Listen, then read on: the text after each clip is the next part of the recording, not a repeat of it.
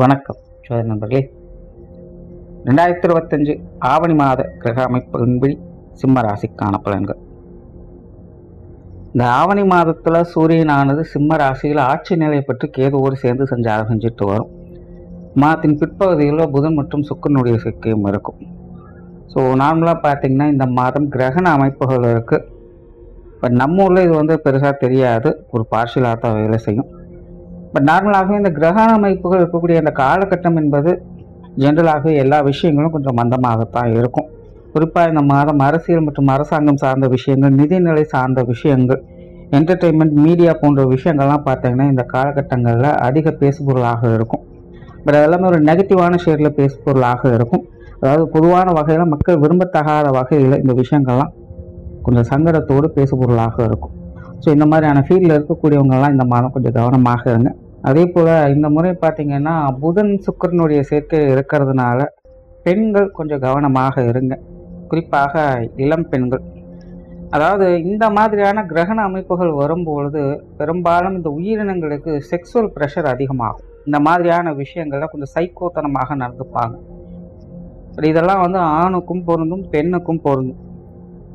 அதனால இந்த மாதிரியான காலகட்டங்களில் மெயினாக அந்த கணவன் மனைவி உறவுகளுக்குள்ள கருத்து வேறுபாடுகள் ஏற்படுறது, அகாத உறவுகள், சகவாசங்கள் போன்ற விஷயங்களில் சங்கடங்கள் ஏற்படுறது, இந்த மாதிரியான சங்கடங்கள் அதிகம் ஏற்படும். அதிலும் இன்னைக்கு இருக்கக்கூடிய காலகட்டங்களில் நாட்டு நடப்பின் அடிப்படையில் பார்க்கும்போது பெண்கள் இந்த மாதிரியான விஷயங்களில் கொஞ்சம் கூடுதல் கவனத்தோடு இருக்க வேண்டியதாக தான் இருக்குது. ஸோ இந்த மாதம் நியூஸ்லேயே பார்த்தீங்கன்னா பெண்கள் அப்படி பாதிக்கப்பட்டாங்க, இப்படி பாதிக்கப்பட்டாங்கன்னு நிறைய நியூஸ் வரும். இது ஆவணி மாதம் ஃபுல்லாகவே வேலை செய்யுது.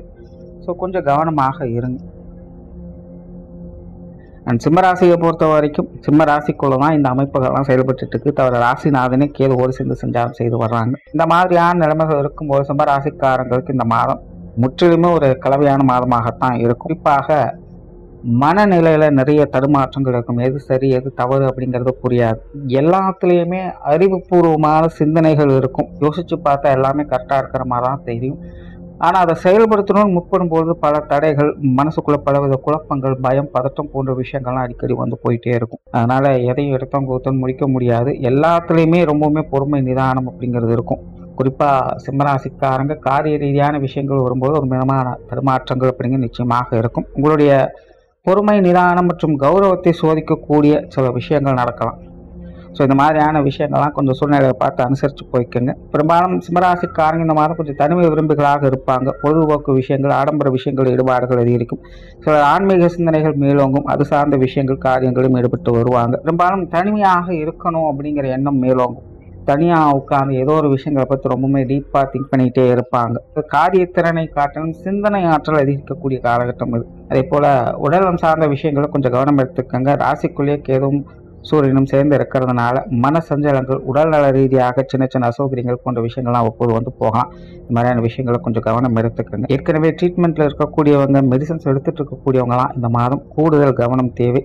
பொதுவாக இந்த ஹெல்த் அண்ட் வெல்த் சார்ந்த விஷயங்களில் சிம்மராசிக்காரங்க கேர்லெஸ்ஸாக இருக்காதிங்க. இப்போது இந்த ட்ராவல் பண்ணும்போதும் அப்படி தான் கொஞ்சம் கவனச்சிதறல்கள் இல்லாமல் பார்த்துக்கங்க. முடிஞ்ச அளவுக்கு இந்த தொலைதூர பிரயாணங்களை அவாய்ட் பண்ணிக்கோங்க. பெரும்பாலும் சிம்மராசிக்காரங்களுக்கு அல்லது உங்கள் குடும்பத்தாரை சார்ந்தவங்களுக்கு இந்த மருத்துவ வரம் அப்படிங்கிறது தவிர்க்க முடியாதாகவே இருக்கும்.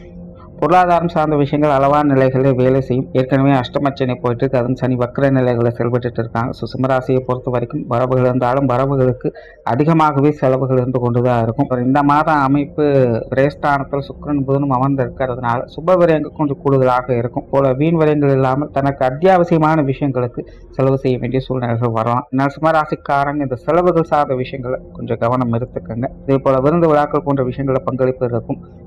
உற்றார் உறவினர்கள், நண்பர்கள் வகையில் ஒரு சுமூகமான விஷயங்களை எதிர்பார்க்கலாம். குறிப்பாக சிம்மராசிக்காரர்களுக்கு இந்த மாதம் உறவினர்கள் சம்பந்தப்பட்ட விஷயங்கள் கொஞ்சம் மனசுக்கு ஆறுதலாக இருக்கும். சிலருக்கெல்லாம் நீண்ட நாட்களாக பார்க்காமல் இருந்தவர்களை பார்த்து பேசி மகிழக்கூடிய அமைப்புகள் உண்டு. தொழில், வேலை, உத்தியோகம் சார்ந்த விஷயங்கள் அளவான நிலைகள் இருக்கும். வெளியூர் மற்றும் வெளிநாடு சம்பந்தப்பட்ட விஷயங்கள் சாதகமாக இருக்கும். மற்ற விஷயங்கள் எல்லாமே ஒரு அளவான அமைப்புகள் தான். ஓரளவு சிம்மராசியை பொறுத்த வரைக்கும் இந்த மாதம் எல்லா விஷயங்களுமே ஒரு கலவையான நிலைகளில் தான் இருக்குது. சூழ்நிலை சந்தர்ப்பம் பார்த்து கொஞ்சம் அனுசரித்து போய்க்கங்க. நன்றி, வணக்கம். வாழ்க வளமுடன்.